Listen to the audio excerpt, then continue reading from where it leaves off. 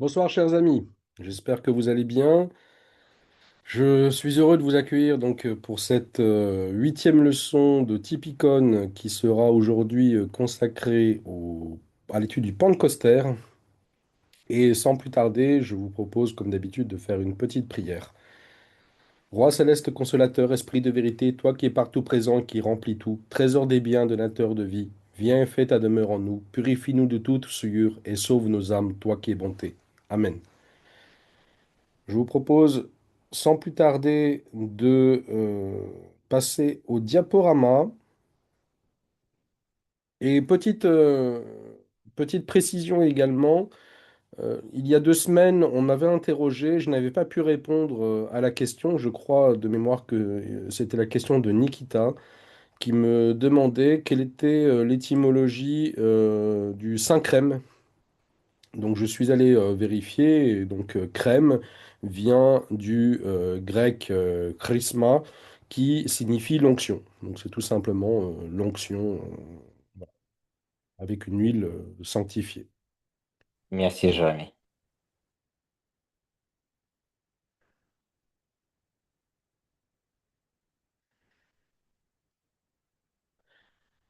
Donc leçon numéro 8, le Pentecostés.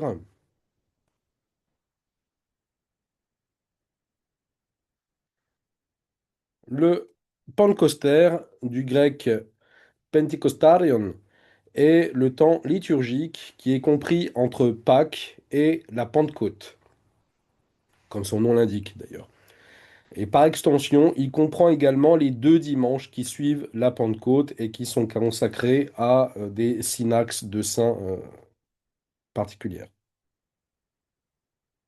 En slavon, on n'utilise pas le terme pentecostais, mais on utilise le terme de triode fleurie, c'est-à-dire triode tsvitnaïa, en opposition à triode postnaïa, qui est le triode de carême. Donc en slavon, il y a 2 triodes, à ne pas confondre, un avant Pâques, le triode de carême, et un après Pâques, le triode fleuri, le pentecostés.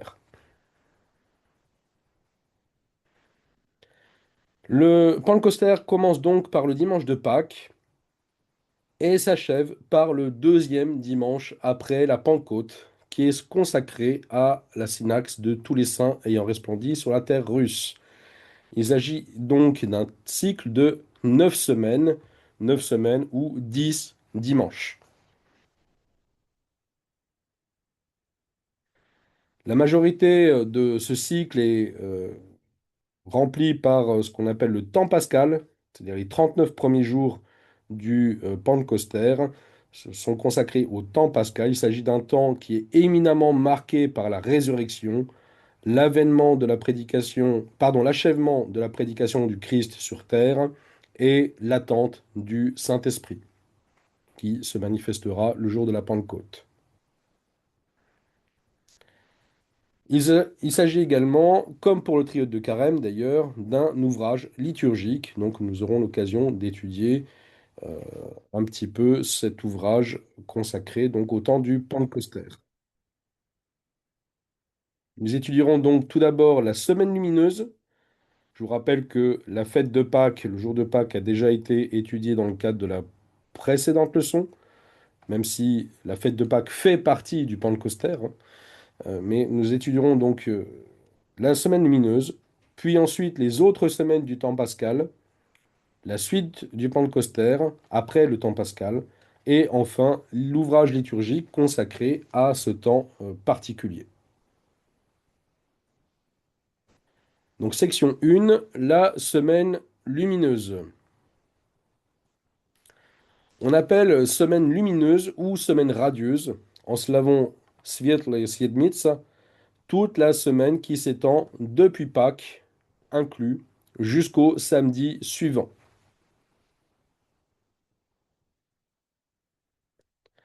Il s'agit d'un temps extrêmement festif et il faut savoir que la solennité des offices de cette semaine est pratiquement aussi grande, presque aussi grande que le jour de Pâques lui-même. Les offices liturgiques de la semaine lumineuse sont d'ailleurs très proches de ceux du jour de Pâques. Donc on va prendre quelques exemples. Les petites heures, tout d'abord. Donc au lieu des petites heures, comme le jour de Pâques, on chante l'heure pascale. Et cela jusqu'au samedi à l'heure de sexte. C'est-à-dire l'heure de sexte, euh, le samedi de la semaine lumineuse, nous allons à nouveau chanter l'heure pascale. Mais par contre, le samedi à l'heure de nonne, eh bien, nous reprendrons le cycle normal des lectures, des heures. Les vêpres. Les vêpres sont célébrés comme pour les vêpres de Pâques, qui d'ailleurs, je vous rappelle, les vêpres de Pâques, hein, qu'on célèbre le dimanche après-midi, dimanche soir, sont en réalité les vêpres du lundi lumineux. Et tout le typicone est calqué sur, tout le typicone de cette semaine est calqué sur ces fameuses vêpres de Pâques. Donc nous avons, comme pour les vêpres de Pâques, mais des stichères propres aux lucernaires et aux apostiches, d'une part. Et nous avons également un grand prokyménon propre pour chaque jour. Il s'agit bien d'un grand prokyménon, comme pour le jour de Pâques.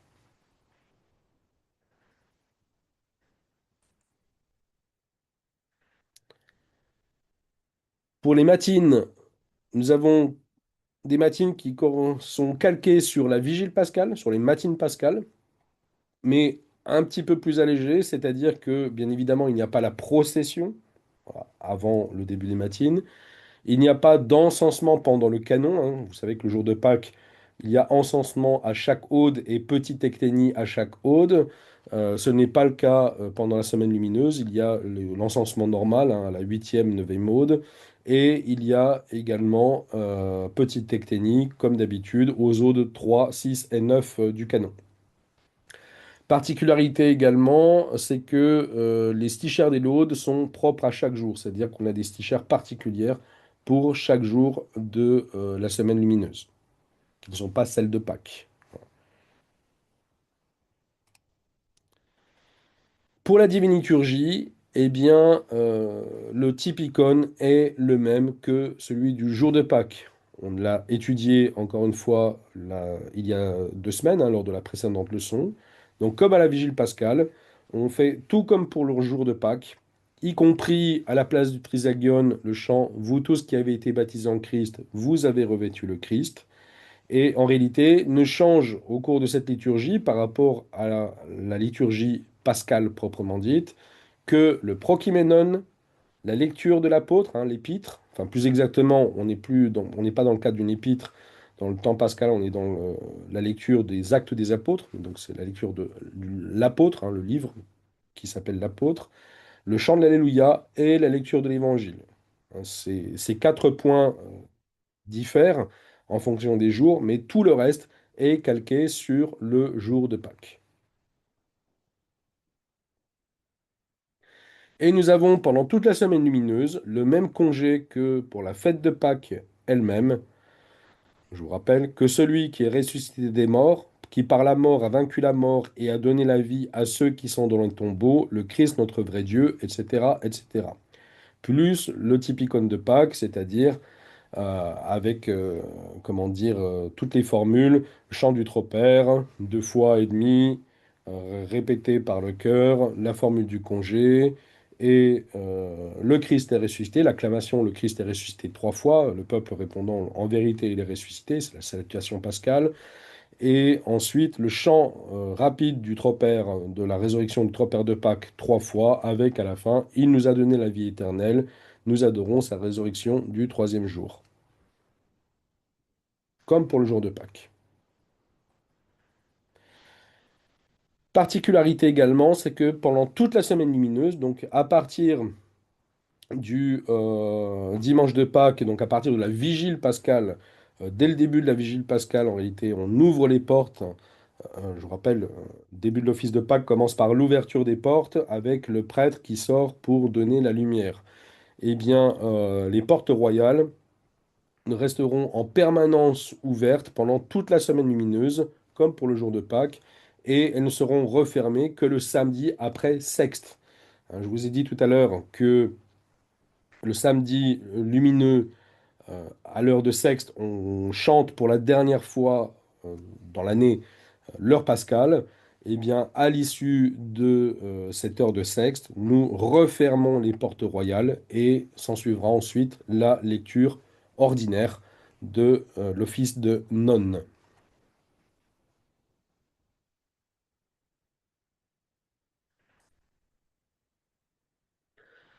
La semaine lumineuse est une semaine sans jeûne et sans office de défunt.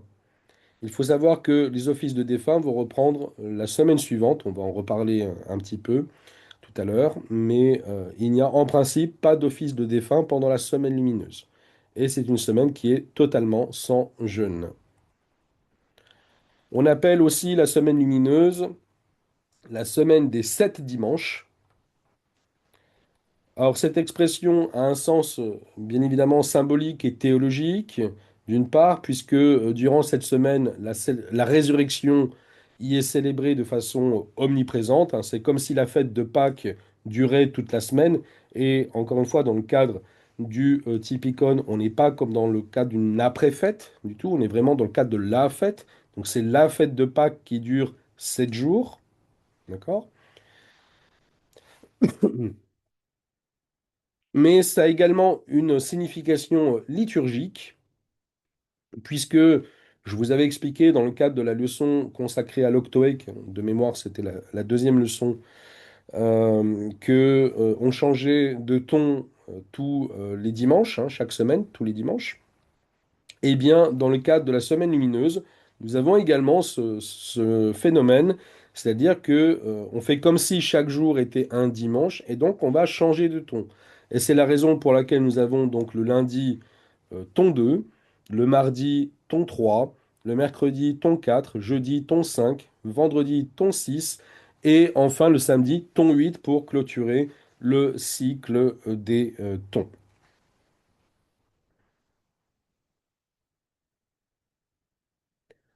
Donc voilà pour la semaine lumineuse. Nous passons maintenant à la section 2 consacrée au temps pascal. La suite du temps pascal va bien sûr être marquée par la commémoration journalière de la résurrection. Donc, tous les jours, nous sommes toujours dans la résurrection, mais avec une solennité malgré tout moindre par rapport à la semaine lumineuse. Le temps pascal va durer jusqu'à la clôture de Pâques, c'est-à-dire la veille de la fête de l'Ascension, donc le 39e jour de Pâques.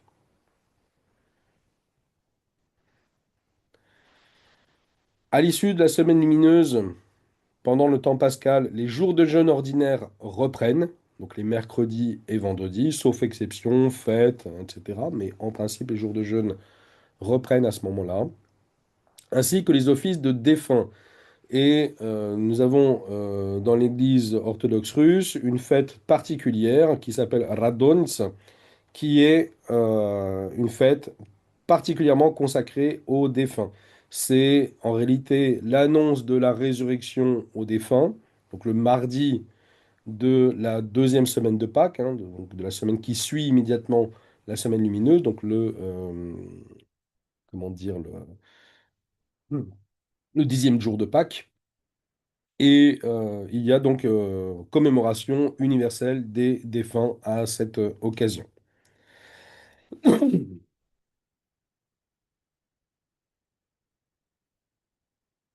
À ce moment-là, le cycle de l'Octoèque, sur lequel j'étais intervenu dans le cadre de la deuxième leçon, encore une fois, est réinitialisé à partir du premier dimanche après Pâques, qui est le dimanche de Thomas. Et donc nous recommençons avec le dimanche ton 1. Donc toute la semaine de Thomas sera ton 1. Ensuite, chaque dimanche, nous changerons de ton pour passer au ton 2, ton 3, ton 4, jusqu'au ton 8. Et après, on recommencera le cycle de l'octoèque. Je vous renvoie pour cela à la deuxième leçon qui a été réalisée sur l'octoèque. Et bien évidemment, si le temps pascal est moins solennel que la semaine lumineuse proprement dite, il présente malgré tout de très nombreuses particularités liturgiques sur lesquelles je vais maintenant revenir. Tout d'abord, comme pendant la semaine lumineuse, comme le jour de Pâques, hein, je vous avais indiqué pour l'office de Pâques qu'on ne récitait pas la prière Roi céleste consolateur, et bien pendant tout le temps pascal, on ne récite pas non plus la prière Roi céleste consolateur, mais on dit à la place, on dit ou on chante en fonction des offices, des traditions, etc. On dit le tropère pascal 3 fois. Le début des offices principaux, alors quand je parle d'offices principaux, il s'agit bien évidemment des vigiles et de la divine liturgie. Nous avons, comme pour le temps de Pâques, le chant du tropère pascal par le clergé, 2 fois et demi, et achevé par le chœur, la dernière partie du troisième tropère.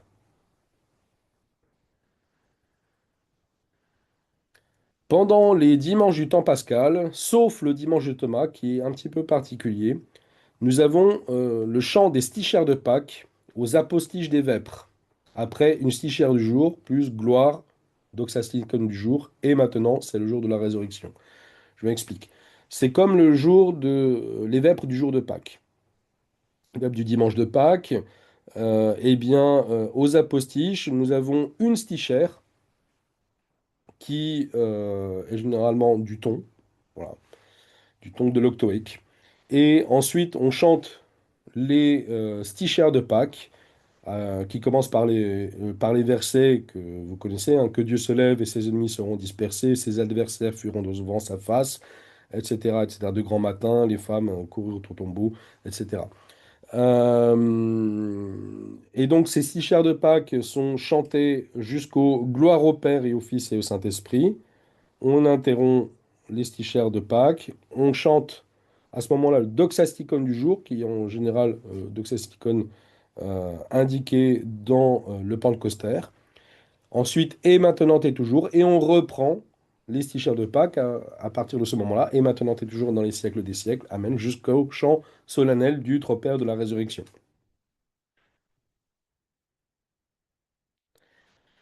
Au matin, on va chanter les 6 chars de la résurrection. Donc, ayant vu la résurrection du Christ, nous adorons le Saint Seigneur Jésus, seul sans péché, etc.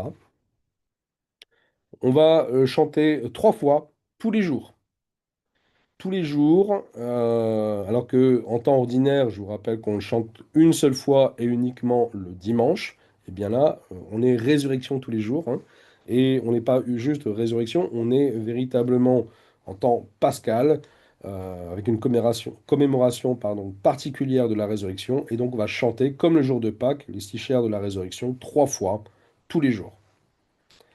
Le canon des matines va être une composition en réalité du canon de Pâques avec celui de l'Octoèque et du Pentecostère. Voilà. Nous avons le chant de l'Hypakoi et du canon pascal, et du condac pascal, pardon, au moment du canon. Et également, à l'issue du canon, au début des laudes, le chant de l'exapostillaire de Pâques. Donc voilà ce qui reste à peu près de Pâques dans l'office ordinaire, on va dire, du temps pascal. Et comme vous pouvez le remarquer, il s'agit quand même d'une présence assez importante, puisque notamment toutes les autres du canon font référence à la fête de Pâques.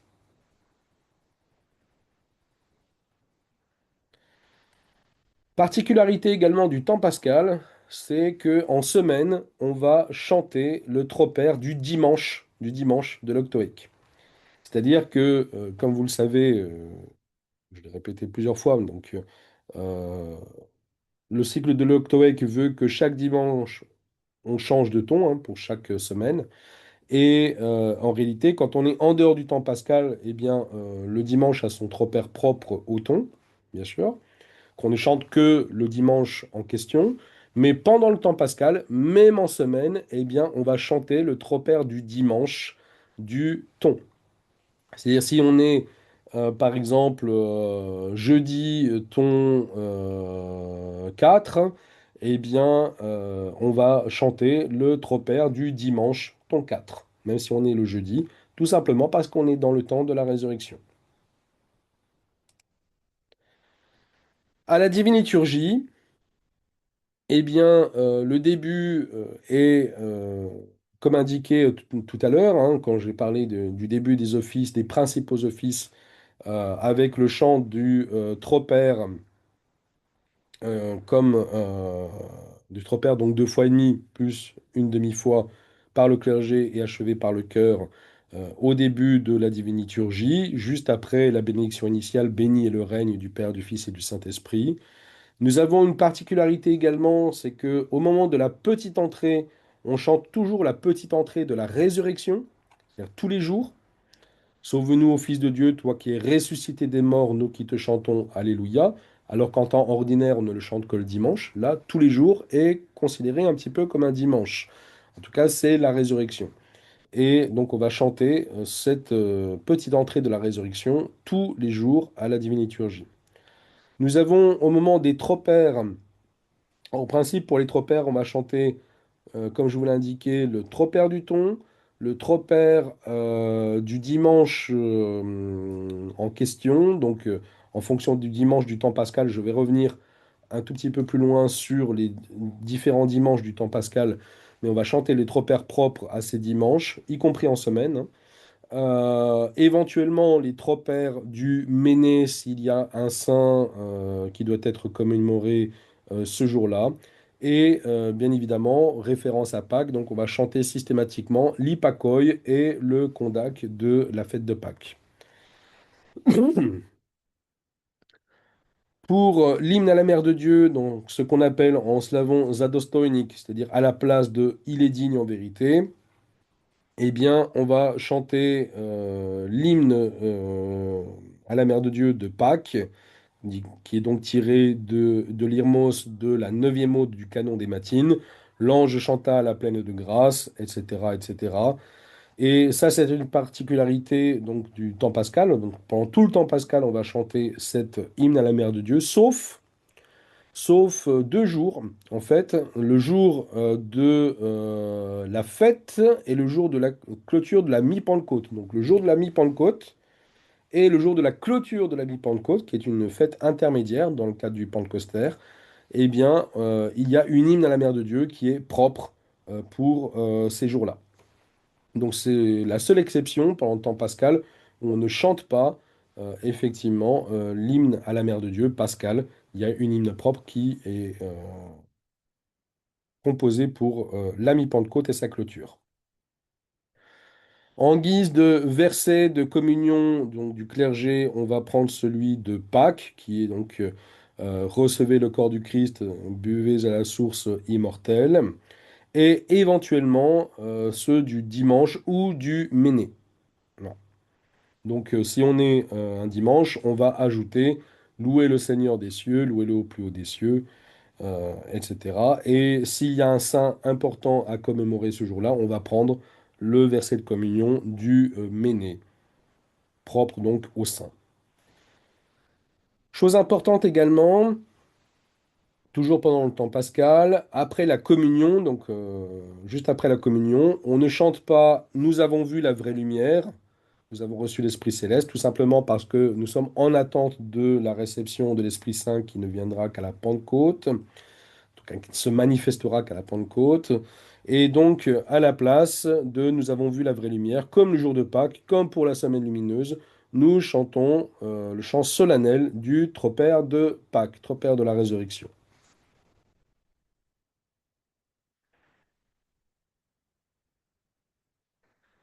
Pour les congés, c'est un petit peu plus simple que pendant la semaine lumineuse ou le jour de Pâques.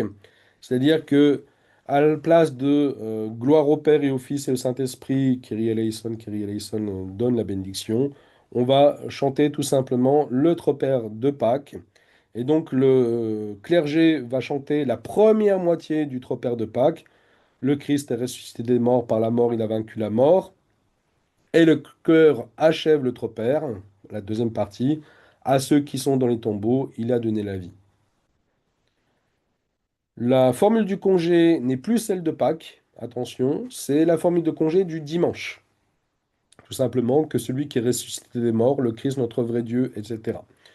Euh,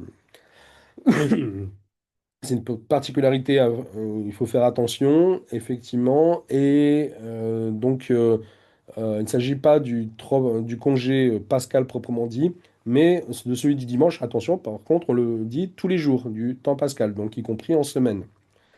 À l'issue de ce congé, conformément à la tradition russe, il y a le chant des souhaits de longues années à la hiérarchie ecclésiastique, hein. Donc, Великого Господина и Отца нашего Кирилла, Святейшего Патриарха Московского и всей Руси, jusqu'à Господи сохрани их на многое лето. Donc, souhait de longues années. Ensuite, le prêtre, comme le jour de Pâques, proclame trois fois la salutation pascale, le Christ est ressuscité, pardon, le Christ est ressuscité, avec la réponse du peuple, en vérité, il est ressuscité, trois fois. Et enfin, on chante trois fois le tropère rapide, le chœur chante trois fois le tropère rapide, en mode rapide, et il achève par la formule de Pâques, que vous connaissez déjà. Il nous a donné la vie éternelle, nous vénérons sa résurrection du troisième jour.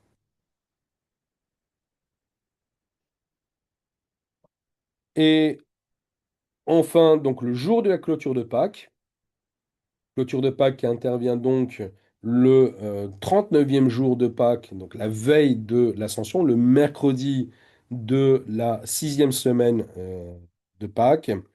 Eh bien, nous avons un office qui est particulier puisque nous avons le début des offices comme à Pâques, c'est-à-dire qu'on redit, on ne chante pas juste le tropère, mais tropère avec les versets, hein, que Dieu se lève et ses ennemis seront dispersés, etc., avec les encensements. Et également, nous avons le congé pascal, qui est donc congé pascal complet avec donc, comme formule de congé, non pas le congé du dimanche, mais le congé de Pâques. Donc il reprend en réalité la formule du tropère de Pâques, que celui qui est ressuscité des morts, qui par la mort a vaincu la mort et a donné la vie à ceux qui sont dans les tombeaux, le Christ notre vrai Dieu, etc., etc. Donc il faut savoir que la clôture d'une fête, en réalité, marque et célébrée, pas tout à fait, mais presque comme la fête elle-même. Voilà. En tout cas avec une grande solennité, plus que pendant l'après-fête.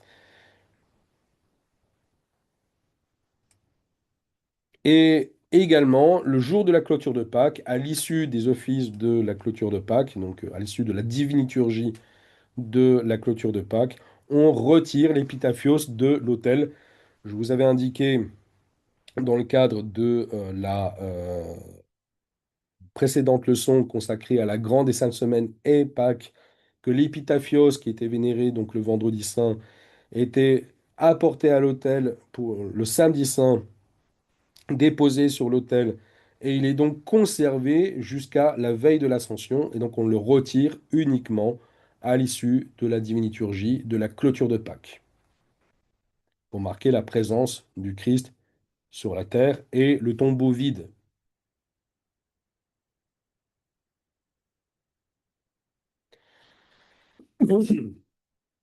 Alors, quels sont les dimanches du temps pascal? Alors, bien évidemment, il y a le dimanche de Pâques sur lequel je ne reviens pas, puisque nous l'avons vu dans les détails il y a lors de la précédente leçon. Le deuxième dimanche de Pâques est appelé dimanche de Thomas, ou encore Antipâques. Et donc, nous reprenons le cycle de l'Octoèque et nous commençons le cycle du ton 1, la semaine du ton 1.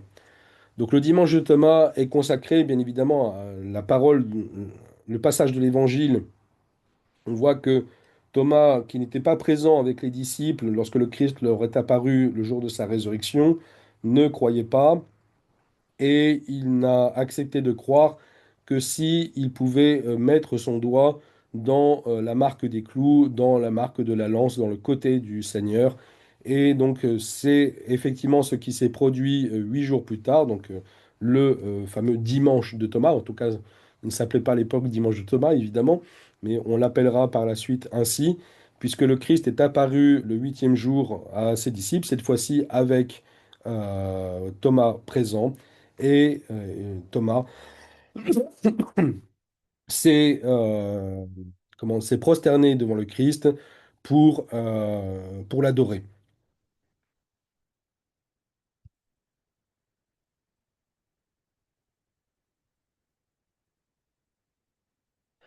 Ensuite, nous avons le troisième dimanche de Pâques, qui est le dimanche des Saintes Femmes Mirophore et du juste Joseph d'Arimathie, qui donc inaugure la semaine du Thon 2.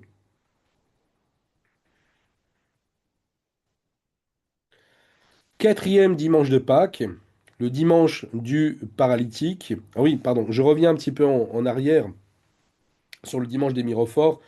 Comme vous le savez, hein, les Mirophores, ce sont les femmes qui sont allées de grand matin le dimanche de Pâques apporter des parfums pour embaumer le corps du Seigneur, puisque, comme vous le savez, l'enterrement du Christ, la sépulture, l'ensevelissement s'est fait à la hâte, puisqu'on était le vendredi en fin d'après-midi. Le sabbat allait commencer euh, très prochainement, et donc il fallait se dépêcher d'enterrer le Christ avant de le mettre au tombeau, avant que le sabbat commence.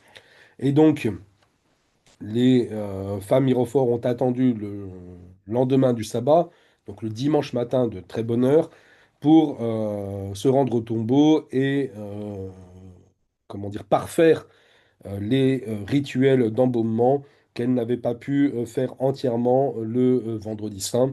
Et c'est à cette occasion qu'elles ont vu un ange qui leur a annoncé la résurrection du Seigneur.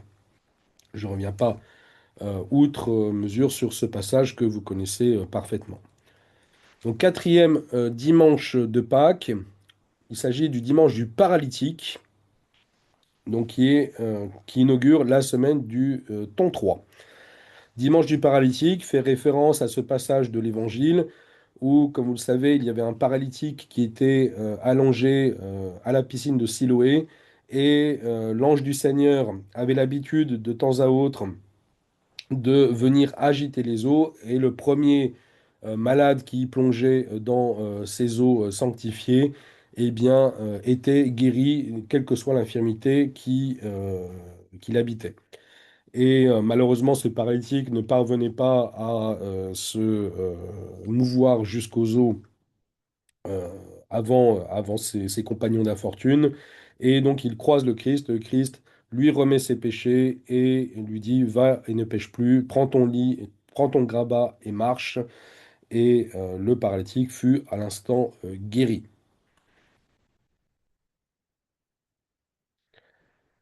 Après le dimanche du quatrième dimanche de Pâques, donc dimanche du paralytique, nous avons le mercredi de la quatrième semaine de Pâques, nous avons la fête de la mi-Pentecôte. La mi-Pentecôte, qu'on appelle en slavon Prepalovienie, eh bien, il s'agit d'une fête qui marque la moitié du temps de Pentecôte, c'est-à-dire entre la fête de Pâques et la fête de la Pentecôte. Je vous indiquais dans le cadre de la première leçon que liturgiquement le temps était, comment dire, une dimension qui était sacralisée. Eh bien, vous en avez une démonstration ici par cette fête de la mi-Pentecôte. Alors, traditionnellement, à la mi-Pentecôte, on commémore l'enseignement du Christ. Vous avez ici une icône du Christ enseignant enfant euh, dans le temple, hein. C'est l'épisode que vous connaissez certainement où Joseph et Marie euh, étaient au temple et cherchaient Jésus qui s'était égaré. Ils l'ont cherché, dit l'Évangile, pendant 3 jours, et ils l'ont trouvé enseignant aux docteurs de la loi. Il leur enseignait la signification des Écritures, et les docteurs étaient fort émerveillés par la sagesse de cet enfant. Eh bien, c'est ce qui est représenté sur cette icône de la mi-Pentecôte. Ensuite, nous avons cinquième dimanche de Pâques, le dimanche de la Samaritaine, qui inaugure la semaine du Thon 4. Il s'agit du passage où le Christ va s'asseoir près du puits de Jacob, hein, en Samarie, et s'adresse à une femme samaritaine pour lui demander de l'eau.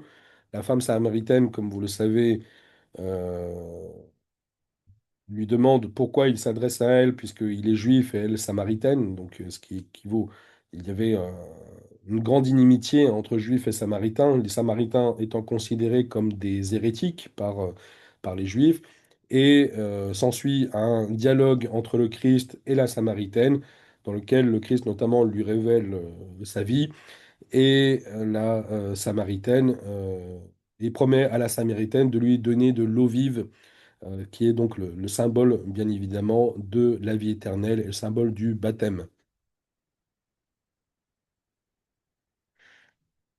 Sixième dimanche de Pâques, c'est le dernier dimanche du temps pascal. Nous avons le dimanche de l'aveugle-né qui inaugure donc la semaine du Ton 5. Donc, vous connaissez ce passage de l'Écriture dans lequel le Christ guérit un aveugle de naissance. D'ailleurs, ses disciples, pardon, à l'époque, lui posent la question, est-ce que cet homme est né aveugle à cause de ses propres péchés ou à cause des péchés de ses parents? Et le Christ répond ni l'un ni l'autre, mais il est né aveugle pour faire éclater la gloire de Dieu. Il faut savoir que selon la tradition, le Christ donc crache, enfin c'est l'Évangile hein, qui le dit d'ailleurs, le Christ crache par terre et fait de la boue dont il loin les yeux de l'aveugle. Il faut savoir que selon la tradition même, il ne s'agissait pas uniquement d'un aveugle, mais d'un homme qui était né sans yeux. Voilà. Et le Christ, en crachant sur la terre et en formant lui-même de la boue qui est à l'origine de la création de l'homme. Excusez-moi, j'ai quelques petits problèmes de grippe récemment.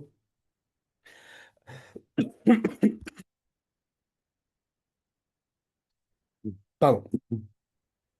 Le Christ donc crache par terre et fait de la boue et en loin les yeux de l'aveugle. En réalité, la tradition des saints-pères considère qu'il s'agit que le Christ crée les yeux de l'aveugle à ce moment-là. Je vous demande un petit instant.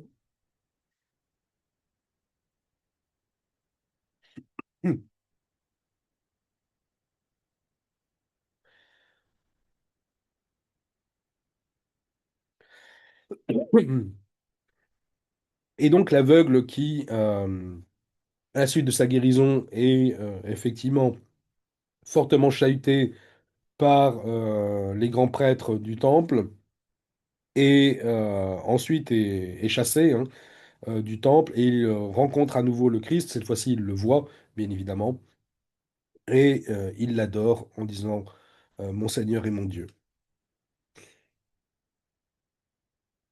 Donc voilà pour le temps pascal.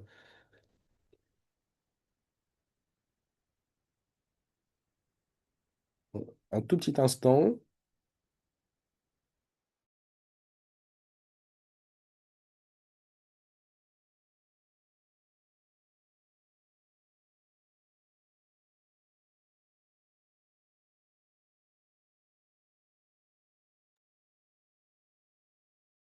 Nous passons maintenant à la section 3 consacrée à la suite du Pentecostère, puisque le Pentecostère ne s'achève pas avec le temps pascal. Et nous passons maintenant à la fête de l'Ascension, qui est le lendemain de la fin du temps pascal, donc de la clôture de Pâques, l'ascension de notre Seigneur Dieu et Sauveur Jésus-Christ. En slavon Вознесение Господа Бога и Спаса нашего Иисуса Christa, donc le 40e jour de Pâques. Comme vous le savez, ça tombe toujours de par la numérotation du jour un jeudi. Nous avons fait une leçon, la leçon 5 consacrée aux 12 grandes fêtes et qui a traité en détail de la fête de l'Ascension. Donc je vais revenir sur les grandes lignes simplement. C'est une fête qui commémore l'ascension en gloire du Seigneur depuis le mont des Oliviers à Jérusalem, 40 jours après sa résurrection. Par son ascension, le Christ fait asseoir sur le trône de la majesté divine la nature humaine. Et donc, le tropère de l'ascension, ton 4, tu es monté dans la gloire au Christ notre Dieu, Après avoir rempli de joie tes disciples par la promesse du Saint-Esprit, ta bénédiction leur confirma que tu es le Fils de Dieu, le libérateur de l'univers. Particularité de la fête, donc il s'agit d'une grande fête du Seigneur, donc antiphone propre. Même si le temps pascal est achevé, on ne chante pas, on, on ne chante toujours pas jusqu'à la Pentecôte, Roi céleste, ni à la diviniturgie après la communion, nous avons vu la vraie lumière. Simplement, à la place de Roi céleste, eh bien, on ne dit rien. Voilà, pendant le temps pascal, on disait le tropère de Pâques trois fois. Pendant le temps de l'Ascension, on ne dit rien, donc on saute en réalité la prière Roi céleste, hein. Quand on lit par exemple les prières initiales, on passe directement au Trisagion, Saint Dieu, Saint Fort, Saint Immortel. Et par contre, à la diviniturgie, après la communion, à la place de nous avons vu la vraie lumière, eh bien, vous avez vu que pendant le temps pascal, on chante le tropère solennel de Pâques. Eh bien, pendant le temps de l'Ascension, on va chanter le tropère de l'Ascension jusqu'à la clôture de la fête. Donc la fête de l'Ascension n'a pas d'avant-fête, puisque la veille de l'Ascension est la clôture de Pâques. Le temps d'après-fête est de 8 jours, et donc nous avons une clôture le vendredi avant la Pentecôte. Pourquoi le vendredi? Tout simplement parce que le lendemain, le samedi avant la Pentecôte, est un samedi de commémoration universelle des défunts, avec bien sûr congé propre, comme pour toutes les fêtes du Seigneur, que celui qui s'est élevé en gloire au-dessus de nous et s'est assis à la droite de Dieu le Père, le Christ notre vrai Dieu, etc., etc. Après l'Ascension, nous avons la synaxe des pères du premier concile œcuménique de Nicée, qui inaugure la semaine du Tonsis. Il s'agit de la commémoration du concile de Nicée en l'an 325, qui, sous la présidence de l'empereur Constantin, condamna l'hérésie de l'arianisme et proclama que le Fils est consubstantiel au Père. Alors vous voyez d'ailleurs sur l'icône, hein, vous voyez euh, au centre l'empereur Constantin. Vous avez l'hérétique Arius qui effectivement est condamné, et qui gît au pied des pères du concile. Derrière l'empereur, vous avez la représentation de l'autel avec le Christ enfant et la tunique déchirée. Donc ça, c'est la représentation de comment dire, de la vision. Alors, je ne sais plus si c'était une vision ou un songe, mais l'archevêque d'Alexandrie, qui était donc le supérieur hiérarchique de Darius, qui était prêtre, et qui a vu, donc, je crois que c'était en songe, le Christ lui apparaître, et avec des vêtements déchirés, en disant c'est Arius qui a déchiré mes vêtements. Et ensuite, vous avez donc bien sûr les pères du premier concile œcuménique, avec notamment les très célèbres à la gauche, enfin à droite sur l'icône, mais à la gauche de l'empereur Constantin, Saint Nicolas, archevêque de Myre en Lycie, qui s'est illustré lors du concile de Nicée, notamment en frappant l'hérétique Arius. Il existe d'ailleurs des icônes spécifiques sur cet événement et également à ses côtés, reconnaissable à sa coiffure, Saint Spiridon, évêque de Trimitonte à Chypre, qui s'est illustré lors du concile de Nicée par le miracle de la brique, hein. Comme vous le savez certainement, Spiridon, qui n'était pas un grand orateur, a pris la parole et voulant montrer que Dieu était Père, Fils et Saint-Esprit, il a pris une brique et il a dit, comme la Trinité, cette brique est composée de plusieurs éléments, c'est-à-dire terre, eau et feu, et il a, par sa prière, dissocié les trois éléments de la brique, démontrant ainsi la véracité du dogme de la très sainte Trinité. Je vous renvoie pour cela au Synaxaire. qui détaille ces événements de façon beaucoup plus explicite. Mais en tout cas, ce sont des épisodes très intéressants.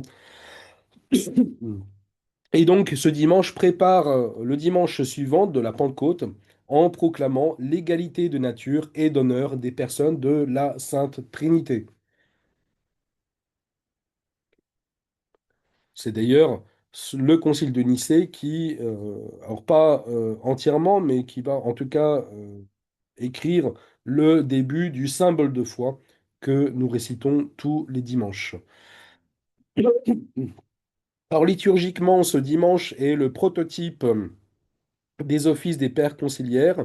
Il faut savoir qu'il existe dans l'année plusieurs synaxes qui sont consacrés aux pères conciliaires. Donc là, il s'agit des pères du premier concile œcuménique, mais chaque concile œcuménique, en réalité, bénéficie de sa synaxe dans l'année. Notamment les plus importants, ce sont effectivement les premiers, hein, donc Nicée, quatrième, Chalcédoine, et septième, à nouveau Nicée, qui sont particulièrement, et sixième, pardon, également, qui sont particulièrement célébrés avec solennité dans le cadre de l'année. Et donc, à chaque fois, pour les synaxes des pères conciliaires, nous avons un tropère qui est spécifique, ton 8.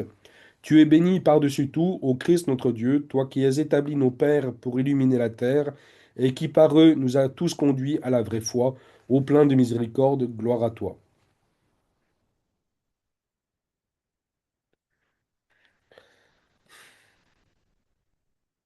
Alors, petite précision également, donc le dimanche des saints-pères du premier concile œcuménique tombe pendant le temps de l'Ascension, donc pendant le temps d'après-fête de l'Ascension. Et donc, nous avons, bien sûr, la Pentecôte. Pentecôte ou descente du Saint-Esprit sur les apôtres, en slavon Piatidesiatnica ou Sachestie Святого Духа на apostolov, qui est donc célébré le 50e jour de Pâques. Pentecôte qui signifie 50, hein, qu'on retrouve très bien d'ailleurs dans le terme slavon Piatidesiatnica. Là encore, nous avons fait une leçon 5 consacrée aux grandes fêtes, aux 12 grandes fêtes. Donc je vous renvoie pour plus de détails. Mais cette fête commémore la descente du Saint-Esprit sur les apôtres sous forme de langue de feu le 50e jour de Pâques à Jérusalem. Il s'agit de la troisième fête la plus importante de l'année liturgique. Et c'est la raison pour laquelle la semaine suivant la Pentecôte est sans jeûne. Il s'agit d'une fête cosmique et d'une fête trinitaire. Elle marque la création de l'Église et en concentre le mystère. Et d'ailleurs, il s'agit bien de la fête de l'Église, en réalité, la Pentecôte, ce que l'on retrouve en réalité dans le rite des ordinations. Donc pour toutes les ordinations aux ordres majeurs, donc à partir du diaconat jusqu'à l'épiscopat, eh bien, on chante le tropère de la Pentecôte, systématiquement. Ce qui montre bien que c'est le mystère de l'Église qui est révélé le jour de la Pentecôte. Tropère ton 8, tu es béni au Christ notre Dieu, toi qui remplis de sagesse de simples pécheurs, en leur renvoyant l'Esprit Saint, et par eux tu as pris au filet l'univers, gloire à toi, ô ami de l'homme. À partir de la Pentecôte, on recommence à chanter Roi céleste, chanter ou réciter, hein, suivant les offices, Roi céleste, et après la communion, nous avons vu la vraie lumière, nous avons reçu l'Esprit céleste. Il s'agit d'une fête du Seigneur, et il s'agit d'une des deux grandes fêtes qui tombent toujours un dimanche. Et comme je vous l'ai indiqué dans le cadre de la leçon 5 sur les grandes fêtes, eh bien, elle éclipse totalement la résurrection. Donc, antiphone et congé propre, par exemple, que celui qui, sous l'apparence de langue de feu, a envoyé du ciel le très Saint-Esprit sur ses saints disciples et apôtres, le Christ notre vrai Dieu, etc. On chante ce jour-là, à la place du Trisagion, vous tous qui avez été baptisés en Christ, vous avez revêtu le Christ. La Pentecôte n'a pas d'avant-fête, mais elle a une après-fête qui dure 6 jours. Il est d'usage, le jour de la Pentecôte, de remplir l'église de verdure. Ça, cela vient en réalité de la tradition juive à l'origine, puisque je vous rappelle que les Juifs, le jour de la Pentecôte, euh, célèbrent donc comment dire, le don de la loi à Moïse. Et également, il s'agit de la fête des cabanes, hein, quand le peuple d'Israël s'est construit des cabanes en plein désert, cabanes de branches. Et donc dans l'Église, nous avons effectivement repris une partie de cette tradition qui est resymbolisée effectivement par la vie donnée par le Saint-Esprit. Particularité également, nous avons bien sûr les vêpres du lundi du Saint-Esprit, qui sont célébrées en général le dimanche après la divine liturgie, et qui sont connus et réputés pour les trois prières de l'agenouillement ou de la genuflexion, souvent les traditions, et également le chant du grand Prokiménon.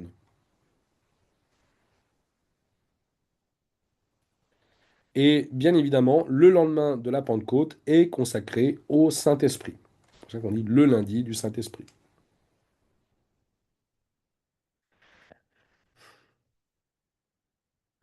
Le dimanche suivant la Pentecôte, donc nous l'avons célébré hier, nous avons la synaxe de tous les saints. En slavon Sobor Sextiatir, qui est donc le premier dimanche après Pentecôte et qui inaugure la semaine de Ton 8. C'est une fête qui commémore le plérum des saints et elle est destinée à trois choses. D'une part, à marquer l'accomplissement ultime de l'œuvre du salut en célébrant le retour de l'homme à sa dignité première, c'est-à-dire avant la déchéance de son état angélique. D'autre part, à montrer que tous les saints ont mené le même combat et constituent la composante céleste de l'Église. Et enfin, à célébrer au moins une fois l'an les saints demeurés inconnus des hommes. Je vous rappelle que parmi la foule des saints, les saints qui ont été canonisés par l'Église ne constituent qu'une partie, et certains disent même une minorité, une petite minorité des saints existants au ciel. Et bien évidemment, le jour du dimanche de tous les saints, eh bien, on commémore tous les saints qui sont restés inconnus des hommes. Avec donc son trois pères, ton 8, pareil du sang de tes martyrs du monde entier comme de pourpre et de lin fin, ton Église te clame par leur intercession au Christ Dieu, étends ta compassion sur tes fidèles, accorde la paix à ton peuple et à nos âmes, la grande miséricorde.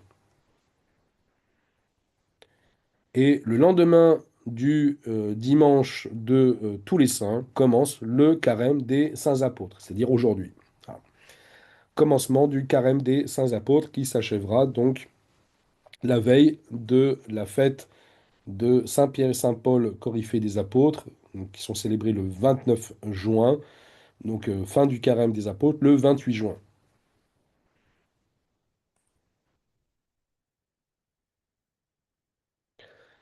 Le dimanche suivant, c'est-à-dire dimanche prochain, nous avons la synaxe de tous les saints ayant resplendi sur la terre russe. En slavon, Sobor всех святых в земле русской просиявших. C'est le deuxième dimanche après Pentecôte et on recommence le cycle de l'Octoèque. Donc on était arrivé jusqu'au ton 8 et là on reprend à partir du ton 1. Et le cycle de l'Octoèque se perpétue ainsi. Cette fête commémore dans l'Église russe tous les saints s'étant illustrés sur la terre russe, depuis les princes égaux aux apôtres Vladimir et Olga, et même d'ailleurs antérieurement avec les disciples de l'apôtre André, voire Cyril et Méthode également, et ce jusqu'au nouveau martyr et confesseur de Russie du XXe siècle, et même au-delà. Donc, tous les saints qui ont resplendi sur la terre russe. Dans l'Église grecque, on commémore ce jour-là la synaxe de tous les saints du mont Athos. Il faut savoir que cette fête n'a pas été supprimée hein, dans l'Église russe, mais simplement elle est anticipée à la veille, c'est-à-dire le samedi qui précède la synaxe de tous les saints ayant resplendi sur la terre russe, eh bien, on célèbre la synaxe de tous les saints ayant resplendi sur le mont Athos.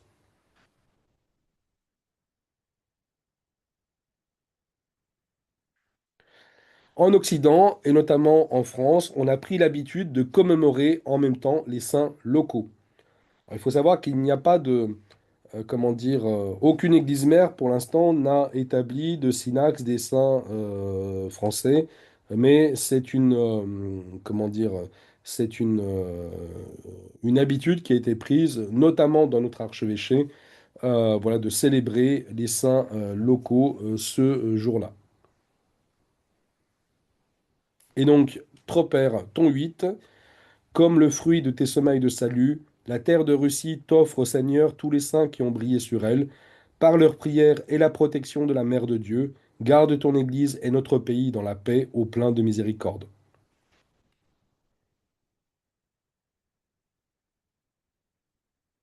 Donc voilà pour le temps du Pentecostère. Je vous propose maintenant de jeter un petit œil à l'ouvrage du Pentecostère. On va prendre un exemple. Voilà, normalement, vous devez pouvoir, vous avez à l'écran l'ouvrage du Pentecostère et j'ai pris l'exemple du dimanche de la Samaritaine.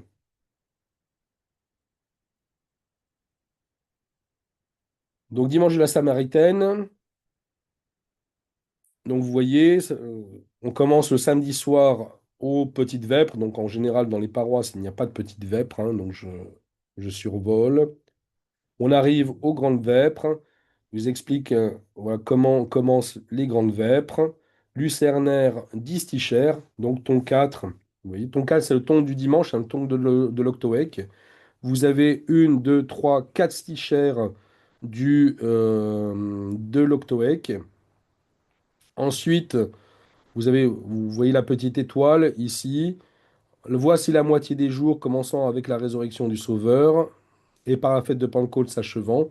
Vous avez une, deux, trois stichères qui sont des stichères de la mi-Pentecôte, puisque le dimanche de la Samaritaine, on est dans le temps de la mi-Pentecôte, on est non seulement dans le temps du temps pascal, mais également le temps de la mi-Pentecôte qui commence le mercredi précédent. Et donc, nous avons pendant ce temps-là, effectivement, des stichères qui sont propres à la mi-Pentecôte. Ensuite, on passe au ton 1. Source de miracle, tu vins à la source de Jacob, à la 6e heure du jour, prendre le fruit de la mer des vivants. Ça fait référence bien évidemment à l'épisode de la Samaritaine, le Christ qui va visiter la Samaritaine au puits de Jacob. Jusqu'à gloire au Père, donc ça c'est icône ton 6, près du puits de Jacob.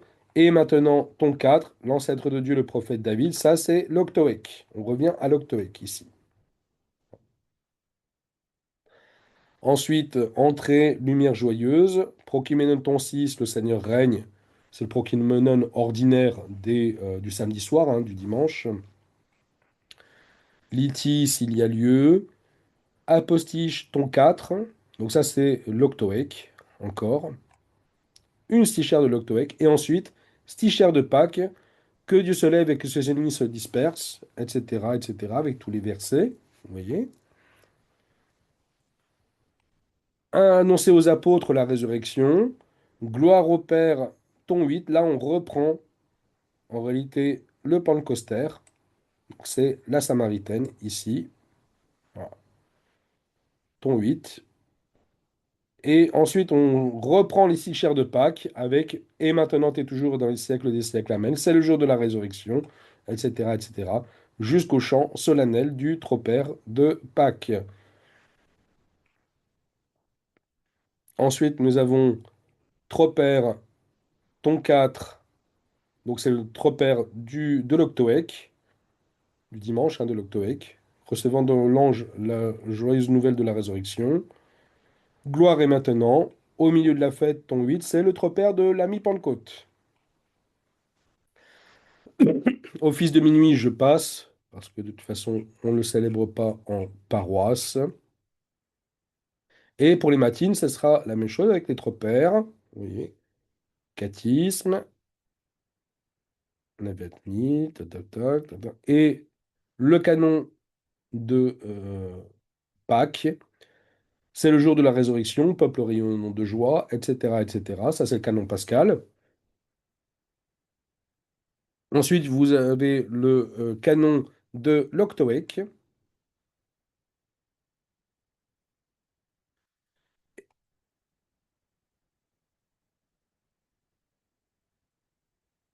Et vous avez ensuite le canon du Pentecostés. Ici, ton 4. Voilà. Celui qui frappe à l'Égypte, etc.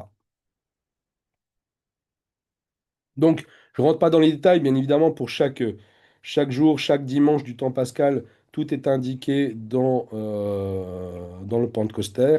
Mais voilà donc comment est organisé un office typique, on va dire, de dimanche de temps pascal. Donc, après le canon, vous avez l'exapostillaire de Pâques. Hein. Du sommeil où repose ton corps, mon roi et mon seigneur. Le troisième jour, tu es ressuscité, etc. L'Istichère des Laudes,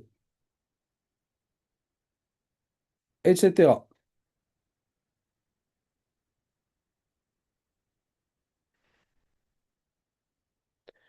Et donc, je reprends le diaporama qui normalement s'affiche à nouveau sur vos écrans. Je vérifie une chose, oui. Et nous arrivons maintenant à la conclusion de cette leçon. Donc, comme vous l'aurez compris, le Pentecostés est un temps liturgique dominé par la joie de la résurrection et par l'attente du Saint-Esprit à la Pentecôte. Il est particulièrement marqué par l'accomplissement du mystère du salut qui parvient à son ultime perfection, c'est-à-dire que le Christ nous relève de la mort par sa résurrection, nous fait regagner le paradis par son ascension et nous appelle à devenir coparticipants de la divinité par l'effusion du Saint-Esprit à la Pentecôte. Et de ce fait, le temps du Pentecostés présente de nombreuses spécificités liturgiques, probablement d'ailleurs même un peu plus marquées encore que pendant le temps de Carême. Le temps de Carême est avant tout marqué par la pénitence, mais le temps du Pentecostés est marqué véritablement par l'attente du Saint-Esprit suite à la résurrection. Et ces particularités sont indiquées dans l'ouvrage idoine, le Pentecostés, ou en slavon, Triod Cvietne.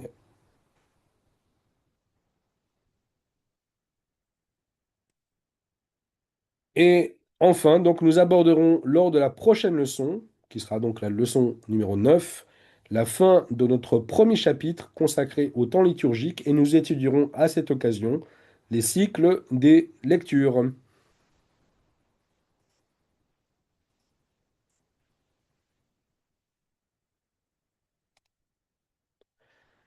Donc voilà pour la leçon d'aujourd'hui.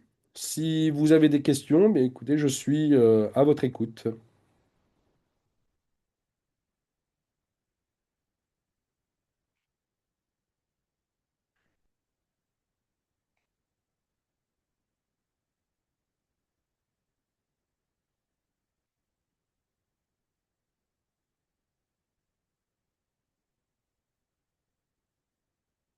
Nikita? Oui, bonsoir Jérémy.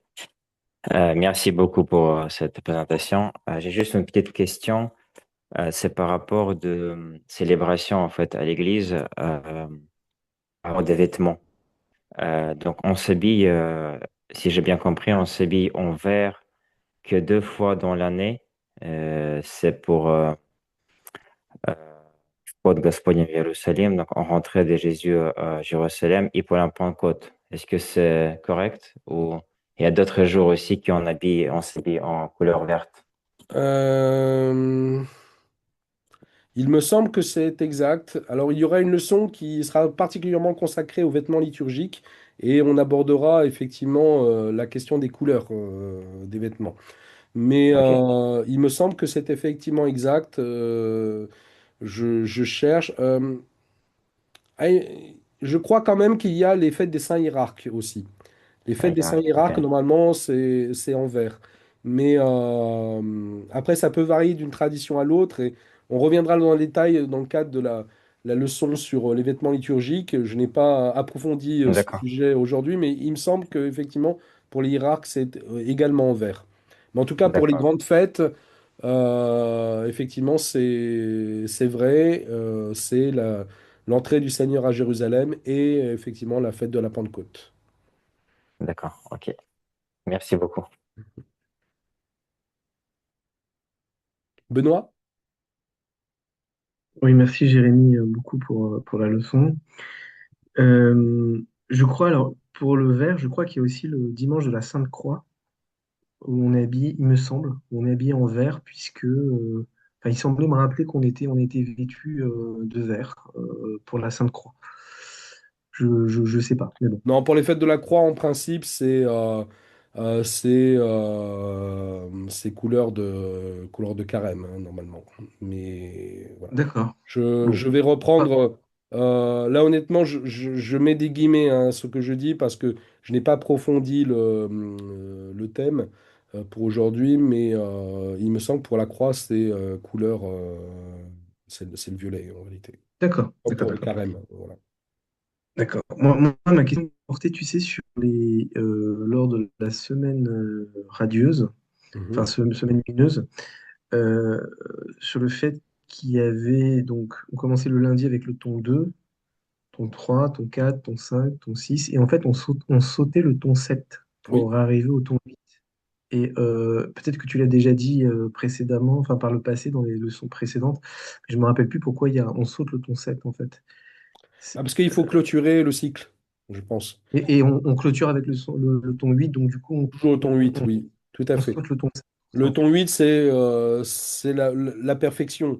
Et en réalité, et dès le lendemain, on reprend le ton 1 avec le dimanche de Thomas. Voilà, D'accord. D'accord. Donc en fait, c'est pour arriver au ton 8 à je la fin pense, du oui, cycle. oui, tout à fait. D'accord. Donc, ok, parce que j'avais remarqué effectivement qu'il n'y avait pas de ton 7, mais très bien. Merci beaucoup, Jérémy. D'autres questions? Je vous rappelle que vous pouvez appuyer sur le bouton lever la main si vous avez des questions à poser. Non, ben écoutez, je vous remercie d'avoir participé à cette leçon. Donc, nous nous retrouvons dans 2 semaines. Il s'agira de la dernière leçon donc, du chapitre, comme je l'ai indiqué, mais également, ce sera la dernière leçon avant la pause estivale. Donc, nous nous retrouvons le 30 juin pour parler des cycles des lectures. Et avant de nous quitter, je vous propose, comme d'habitude, de faire une petite prière. Il est digne en vérité de te célébrer, ô Mère de Dieu, toi qui enfantes Dieu, bienheureuse à jamais, très pure et Mère de notre Dieu. Toi plus vénérable que les chérubins, et incomparablement plus glorieuse que les séraphins, qui sans corruption enfanta Dieu le Verbe, toi véritablement Mère de Dieu, nous te magnifions. Je vous souhaite une bonne soirée et je vous dis à bientôt, chers amis. À bientôt, Jérémy. À bientôt, tout le monde. Merci beaucoup. Merci, Jérémy. Bonsoir à tous. Merci.